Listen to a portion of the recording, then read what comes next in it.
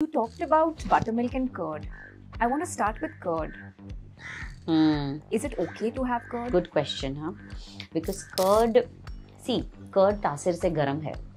Okay, it is acidic in nature. So if you just eat like a pith body, if it's just eating curd, वो all the more acidic बनते जाएगा.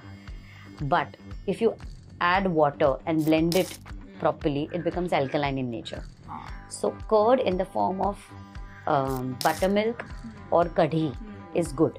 But curd ऐसे खाने से, I would avoid people with headaches and migraines should definitely avoid curd. And it's also constipating. It is constipating. Yeah. Exactly. It is constipating. It also gives you loose motions. You never know how the curd is working in your body.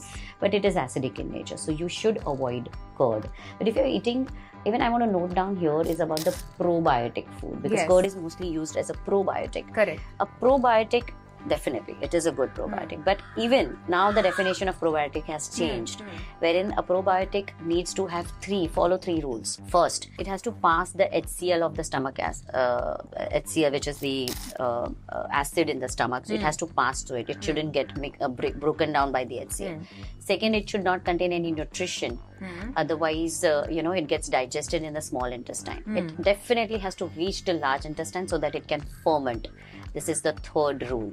Okay. So resistant starches follows all the three rules. Now the resistant starch हमें किससे मिलता है? हमें green banana से मिलता है. हमें onion and garlic से मिलता है. All these bypass the HCl and they don't get digested in the small intestine and they ferment in the large intestine so that the gut flora colony, the good bacteria colony increases.